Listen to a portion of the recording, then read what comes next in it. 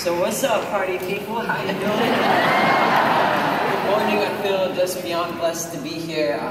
It's probably too late to go to the bathroom, but so I didn't have to go like 10 minutes ago. That's how I roll. But I just let that. So did you know, a fun fact of the day, that the average teen brain, aka my pubescent brain, doesn't officially wake up until sometime around 10 a.m. Meaning, I'm doing my best, so you might have to work on it just a little bit. But with all that being said, I'm going to play some music to get us going. And shout out to my AV people, because they are ballers, because I'm only as good as my mic, you know? So thank you all so much. Alright.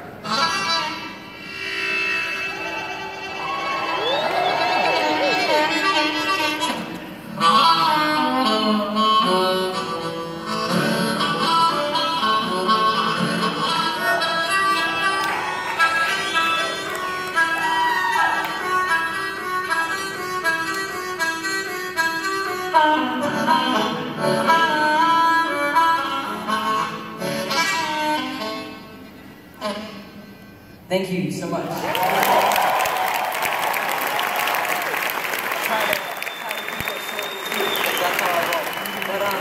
So I'd love to thank a couple of people. First off, I've had the privilege of learning about Miss Mo over the past couple of weeks, and honestly, man, you've changed my life and inspired me so much. And your heart to give and the legacy that you're creating each day is what I hope to do with my life. So thank you so much, man. I appreciate it. You're awesome. Her heart to serve consistently and her heart to mentor others, and you're just amazing. So thank you so much. And then I'd love to thank the amazing team here who's made this possible, Miss Kelly, Miss Liz, everyone. Because, I mean, who knows how much work it takes to put on something like this. So just shout out to the team. Well done. Yeah,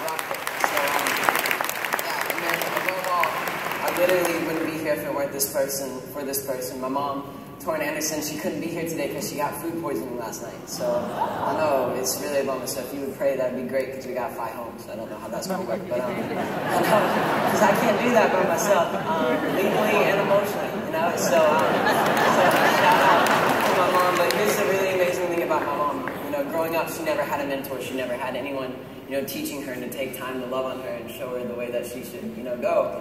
And so now she makes up for that by serving others, by helping other people, by walking it out with them. And so I always tell people in her that our house is kind of like a second-rate B&B, where people check in, but they never really check out. But that's just, I know, right? Like, I'll wake up and be like, who are you? But she's like, it's some college kid. And I'm like, what the heck? But, and that's just because she has that heart to give. And, you know, I've been watching the Olympics lately. Who's been into the Olympics? Yeah! Let's go. But, so I've been watching it, and my favorite part is all the little background stories they do on the Olympians, and you hear their story, and you always hear this, and this is the commercial that makes most women cry, but it says, thanks, Mom. And so I wanted to say thank you to my mom, and so yeah, shout out to her. But, so I'm going to get started. So basically today I just wanted to kind of tell some life stories, but, you know, it won't take long because I'm not that old, so. It's not like I have too many of those, right? I'm only 15, so how many life stories could I have? But, so I kind of want to just start off by telling you how it all got started. So what happened was, when I was 7, I was out and about, and I got really bored at this restaurant in Atlanta, right? And I said, hey, Mom, I'm going to go play my harmonica down in this hallway just to go kill some time, right? And she said, okay, that's fine, because she's legit like that. And so I went out in this hallway, and I started playing harmonica very badly, by the way. Like, it turns out you do not instantly become amazing at an instrument. Like, you have to actually practice, like, but, so there I was, sitting there playing my harmonica, and I got warm and I was wearing a hat, so I took it off and just laid it on the floor and started playing, and people thought that I was trying to get money.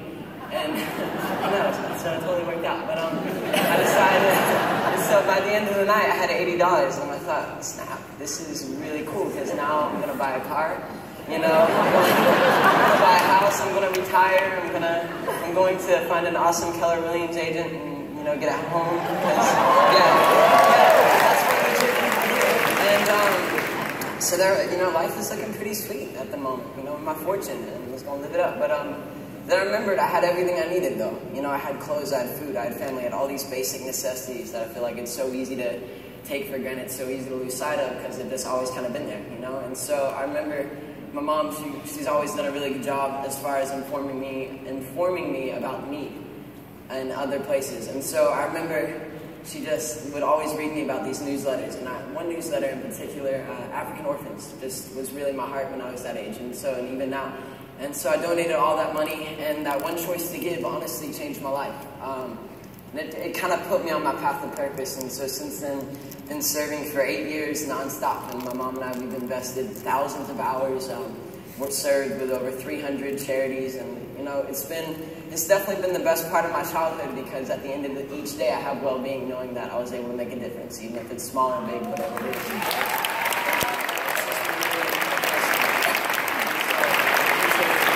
So it's been cool. It's been a crazy ride. You'll see some photos of some random stuff. I'm trying not to look because I'm really ADD. But you'll see some photos, and it's been great because we've served anywhere from veterans hospitals to children's hospice to whatever it is.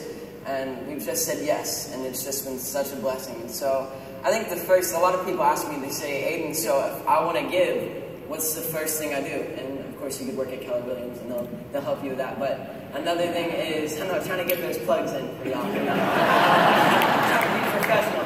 But no, I say, the first gift that we got to give is a gift of being ourselves. And I think it's so easy to not do that. We just get caught up in life, and we find ourselves drifting away from who we really are and who we're going to be. And so I'm gonna tell y'all a quick story about that. Who knows what cotillion is? Who went to cotillion? Yeah, so y'all suffered too. But yeah, I did not love cotillion. I don't know why. It just wasn't my thing. I mean, I did learn like what fork to use at a fancy dinner party and stuff. So that was really cool. I just thought my hands, but apparently you don't do that. But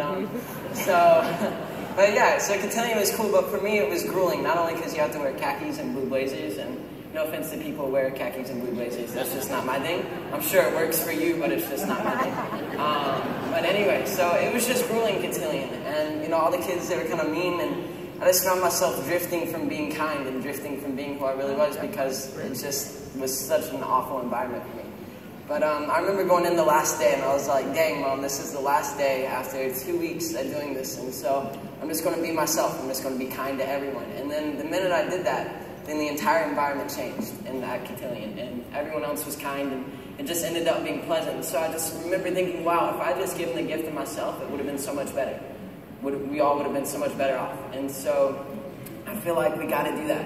We got to look for ways we can be ourselves, and anytime we think we're lacking or not being real, then we got to change it immediately, because those are the things that matter. And then another quick story is my mom and I, we've developed a system called Freeze and Focus, and so whenever we're out and about and one of us is on our phone or something like that, we'll say freeze and focus, and it means to stop and analyze the environment around us and try to figure out ways that we can serve, figure out ways that we can bless someone. So, quick story, one time I was at the dollar store, which is probably the most legit place on the planet, honestly. You get a bunch of stuff from China that you don't need, but you want, and so it's great, I love it, like light up stuff, things that are shiny, and I love that place. But I remember I was out and about at the dollar store, and there's this lady working there named Miss Robin. And I remember I was on my phone the entire time in the store, and so I put it down and I said, hey, Miss Robin, how are you doing today? I hope you're having a blessed holiday season. And she started crying, and she said, no one's taken time to acknowledge me today. No one's told me I have a blessed holiday, anything like that. And thank you so much. You'll never know how much this means to me. And I just remember thinking that was the most simple thing in the world, right? And so how many encounters like that are we missing because we're caught up in all of the things? Like, how many moments are we not walking that out because of just what goes on in our life? And I feel like any encounter we have in life and we're not kind and we're not looking for those moments, then we fail. Like, if it's a test, we fail because we need to be kind and we need to look for ways that we can impart into other people, even if it's something small like have a blessed afternoon. Like, whether or not you're at an airport, restaurant, whatever it is, just look for those moments, because those are the moments that define you. And so, yeah, and so I just wanted to kind of come here and share about giving and share about making a difference, because I believe it's the only way to live a fulfilled life. You know, my favorite scripture, Matthew 25:40. I won't say the gist of it because I hadn't memorized the whole thing because I'm not that bona fide. But the gist of it is it talks about how God, He comes down and He separates people, and the goats on the left hand and the sheep on the right hand, and the sheep are the people who enter in heaven, right? And so the sheep are amazed. They're like, Lord, what did we do to become sheep? How did that happen? And He said, when I was hungry, you fed me. When I was naked, you clothed me. When I was in prison, you visited me. And He goes on this list, and they said, Lord, when were you hungry and we fed you? When were you naked and we clothed you? When were you in prison and we visited you? He said, because you did it unto the least of these, you did it unto me. And that just blows my mind.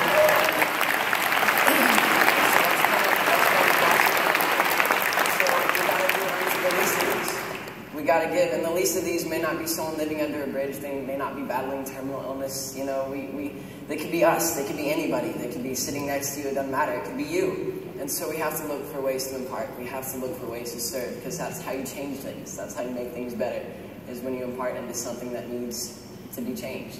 And so I just encourage y'all to look around and to look for those encounters, because at the end of your life, those are the things that define you. Everything else doesn't matter. Those are the things. And so I feel really blessed to speak here, especially because y'all are all equipped so well to serve. Y'all are all equipped to make a difference, and you already are. And so that's why I think Keller Williams is such an amazing organization, such an amazing company, because they walk it out, and they've created like this culture of love, and I've witnessed it. You know, at the hotel I'm staying, or walking around, I'll see the purple land and be like, oh snap, that person's going to be really cool. And I just automatically know. And so I just want to thank everyone, you know, who's made that culture, who designed that, because it's such a blessing. So with all that being said, I'm going to play a quick song. So I love music. That is my passion, and I'm all about helping people figure out what their passion is and how they can use that to help other people, because it's so easy to burn out. So I think if you give out of who you are and out of what you love, then it's not really a struggle, it's more of a lifestyle, you know? And so that's what I'm about. But so yeah, I wrote a song back in March, which is really amazing when I'm able to sit down and write anything, because again, I'm ADD. So it's like I'm writing down, I feel inspired, and I'm like, oh look, a butterfly, in like 30 minutes. And so I wrote this song for a family friend of ours named Pat Conroy, who passed away this year. Some of you may have heard of him. He was an amazing, brilliant author. He wrote The Prince of Tides, The Great Santini, The Water is Wide, all these amazing books, and he passed away. But I was thinking about his story and everyone who stood with him, and how no matter what he was going through, no matter what was going on, they just loved him for that person, and they stood with him for that person. And it inspired me so much. So this is a song that I wrote called Stand With You, and then if you like it, go listen to the mastered version on iTunes or Spotify or whatever it is. It came out 2 days ago, which is, yeah. No, it got stuff on the band, y'all got my stuff on iTunes now. So, it's really cool. So, here we go. This one's called Stand With You. They already got it turned on. That's how quick they are. It's like they get paid to do this or something, you know? Alright, here we go.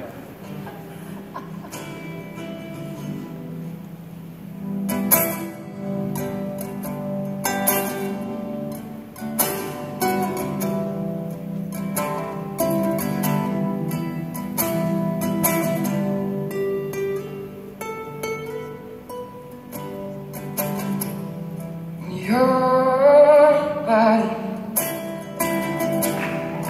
is burning, and you don't feel a thing.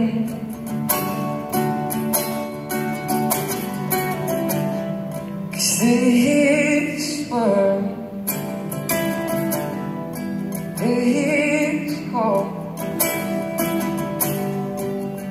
And I know you feel all this pain, but you don't have to hide when you're lost, and you don't have to hide when you're broken. You don't have to hide when you're scared, 'cause I will stand with you. Yes, I will stand with you. Oh, and I know you're without direction. Oh, you strive for perfection and come up short. Oh, when you're looking for peace, you can achieve it. Oh, no. But you don't have to hide when you're lost. No, you don't have to hide when you're broken. You don't have to hide when you're scared, 'cause I will stand with you. Yes, I will stand with you. 'Cause I know who you are, and I love you just the same. Oh, I know who you are, and I love you just the same. Oh, I know why you stumble, and And I love you just the same. And so I will walk with you if I may. This day's gonna come when you close your eyes. Oh, and I got to know, are you gonna be okay? Oh, know that you're hurting and life is a struggle. But I will walk with you if I may. 'Cause you don't have to hide when you're lost. No, you don't have to hide when you're broken. You don't have to hide when you're scared. I will stand with you. Yeah, I will stand with you.